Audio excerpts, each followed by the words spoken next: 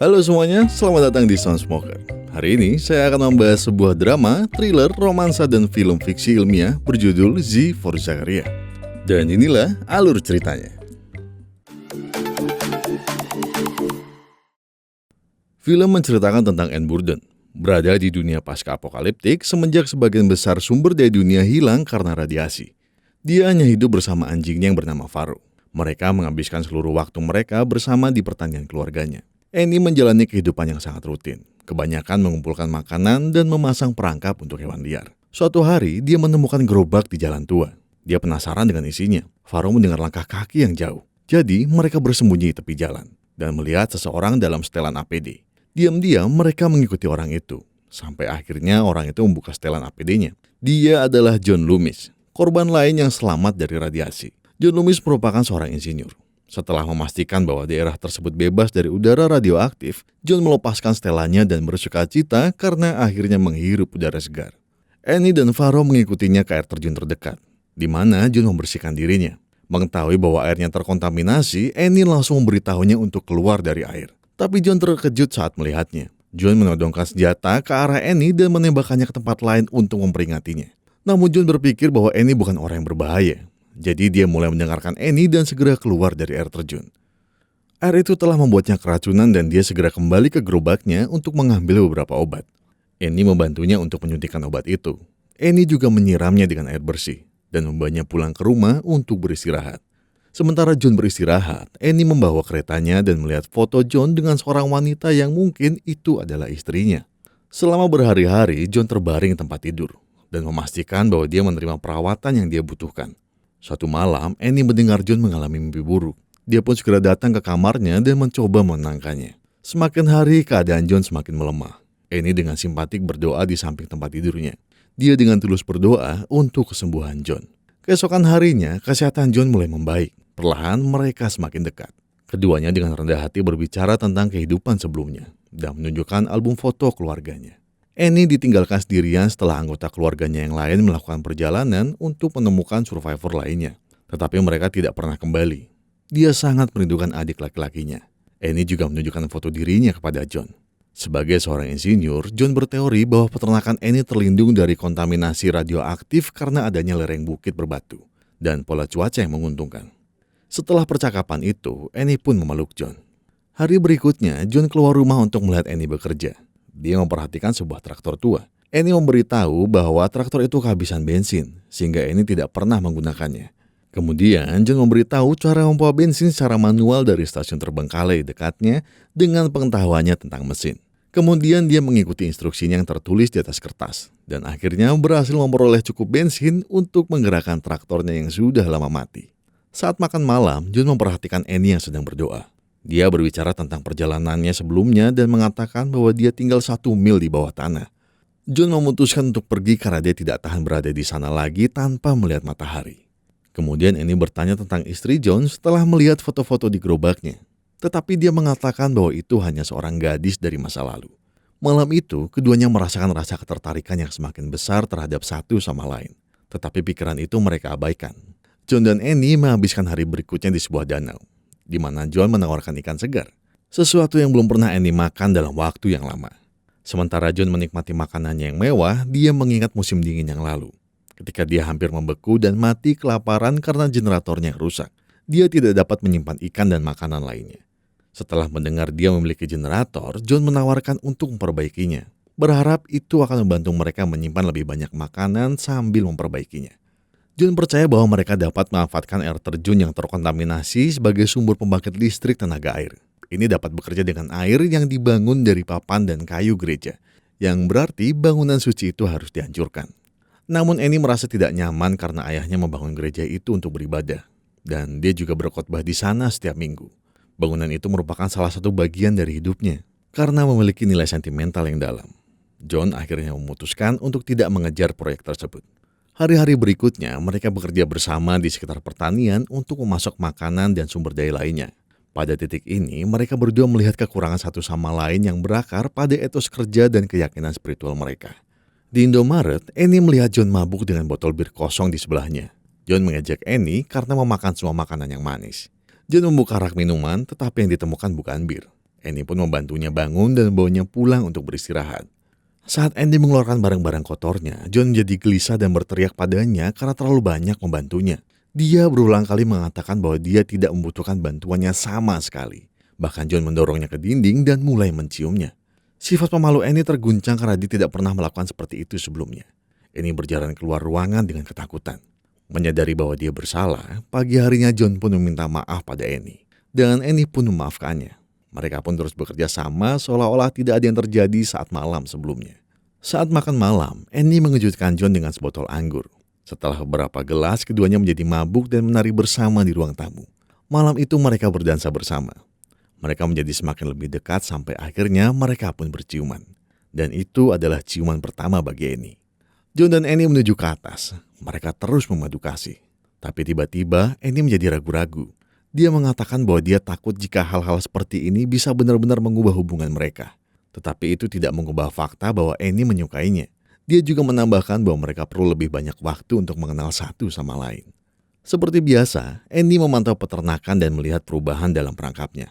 Faro, anjingnya, tiba-tiba berlari kencang meninggalkan Annie. Dan saat dia mengikutinya, dia bertemu dengan lelaki yang bernama Caleb. Caleb merupakan survivor ketiga. Dia juga mengatakan bahwa dirinya sudah lama berteman dengan Faro sejak dia tinggal beberapa hari di pertanian. Caleb meminta segelas air padanya, jadi Annie membawanya pulang ke rumah. Tetapi dia terkejut saat melihat John memegang senapan. Annie kemudian menenangkannya dan memperkenalkan Caleb pada John. Ketika keributan mereda, Caleb menceritakan bahwa dia berjalan 50 mil dari tambang untuk mencari makanan dan sumber daya lainnya, hingga dia sampai di pertanian. John mengatakan dia harus berkemah di luar untuk sementara waktu. Namun Annie menolaknya. Annie mengatakan pada John bahwa dia tidak tega jika harus meninggalkannya di luar. Jadi Annie mengizinkan untuk dirinya tinggal di rumah. Annie pun mengundang Caleb ke dalam. Mereka bertiga berbagi makanan dan bercerita tentang kengerian berada di situasi seperti ini. John mengatakan bahwa sebelum dia tiba di pertanian ini, dia menemukan seorang remaja sakit-sakitan yang tertutup tanah. Dia berusaha untuk merawat anak itu, tapi tubuhnya terlalu lemah. Bocah itu memohon padanya untuk membunuhnya. Dan karena kasihan, John pun melakukannya. Di sisi lain, Caleb juga berbagi pengalaman traumatisnya. Dia terjebak selama minggu pertama.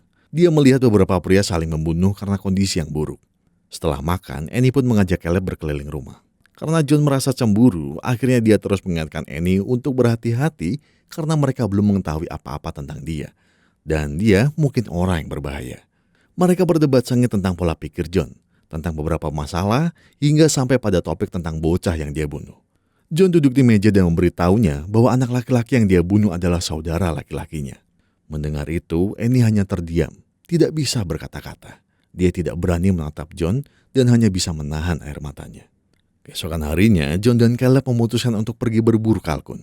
Sementara mereka berjalan di sekitar, Caleb menekankan hubungan spiritualnya dengan Annie dan menyarankan taruhan ringan untuk mendapatkannya. Tetapi John tidak menyetujuinya. Dibandingkan dengan kepribadian John yang serius dan logis, Caleb lebih santai. Keduanya berjalan ke dekat air terjun tempat John menjelaskan proyek yang dibatalkan tentang kincir air yang bisa menjadi sumber listrik. Saat makan malam, Caleb membicarakan proyek kincir air dan gereja. Namun John merasa tidak nyaman dan menjelaskan bahwa gereja itu memiliki tempat di hatinya. Tetapi Annie sekarang menyetujui ide pembangunan kincir air. Mereka terkejut dengan pernyataan Annie. Caleb mengatakan kepadanya bahwa dia tidak harus menyetujuinya jika dia belum siap. Namun Annie tetap pada pendiriannya. Keesokan harinya pekerjaan dimulai. Mereka merobohkan gereja dan mengumpulkan kayu. Perlahan-lahan bangunan itu menjadi runtuh sampai tidak ada yang tersisa selain kenangan jauh dari ayah Annie. Saat mengerjakannya, Annie dan Caleb mulai memiliki ikatan di antara mereka. John segera menyadarinya. Mereka mulai bertatap-tatapan, yang mengisyaratkan ketertarikan mereka terhadap satu sama lain. Selama proyek itu berlangsung, Annie dan Caleb menjadi lebih dekat. Annie dan Caleb berjalan di hutan dan berakhir di gua terdekat. Mereka berbicara tentang keyakinan mereka yang sama. Dalam agama Kristen mengklaim bahwa itu adalah satu-satunya hal yang membuat mereka pergi. Ketika mereka tiba ke lokasi, John telah membuat banyak kemajuan dalam membangun kincir air. Struktur sederhana memberi mereka lebih banyak harapan bahwa kehidupan di dunia pasca-apokaliptik ini dapat meningkat dengan cara paling sederhana. Malam itu John meminta untuk berbicara dengan Annie. Dia mengklaim bahwa dia harus memberitahu sesuatu yang penting. Dia merasakan ketertarikan antara Annie dan Caleb. Dengan canggung, John memberikan persetujuannya untuk menjalin hubungan dengan Caleb. John juga mengatakan bahwa dia berhak untuk mengejar apapun dan siapapun yang dia inginkan. Ketika Annie membela diri, John membuat komentar diskriminatif dan mengatakan bahwa dia tidak akan mengganggu dalam perjalanannya untuk bersama dengan orang lain. Mendengar kata-kata dari John, Annie pun langsung berjalan keluar ruangan. Mereka bertiga menghabiskan hari-hari berikutnya untuk membangun kincir air sementara di sekitar air terjun yang terkontaminasi. Setelah kemajuan luar biasa, mereka mengadakan makan malam perayaan sebagai istirahat besar dari pencapaian mereka. Setelah beberapa minuman, mereka memutuskan untuk terjun ke kolam, di mana mereka terus bersenang-senang. Namun ketika menjadi terlalu dingin, mereka memutuskan untuk kembali ke rumah dan mengakhiri malam. Tidak lama setelah itu, John sambil menangis mengungkapkan cintanya untuk Annie yang menurutnya sangat sulit untuk dipercaya. Mereka berpegangan tangan. John mabuk dan Annie membawanya pulang. John kemudian pingsan di tempat tidur. Annie mendengar bahwa Caleb masih terjaga di kamarnya. Jadi dia berjalan ke arah kamar Caleb, berharap dia akan melihat Caleb. Caleb membuka pintu dan menyambutnya, dan mereka pun mulai memadu kasih satu sama lain. Setelah berhari-hari hanya saling tatap-tatapan. Di pagi harinya, mereka bertiga menjadi canggung. Tidak seperti hari-hari sebelumnya yang sangat damai. Saat Caleb duduk di dekat Annie, John segera menyadari tentang apa yang terjadi malam sebelumnya. Kemudian, John dan Caleb menyelesaikan struktur kincir air dan memindahkan Flume ke tempat, di atas air terjun. Sementara John bertugas menjaga tali di tempatnya. Caleb melakukan pekerjaan yang lebih beresiko, yaitu mengamankan Flume di tempat. Akhirnya proyek berjalan lancar dan berhasil, dan membuat mereka tersenyum dan melupakan persaingan mereka sejenak.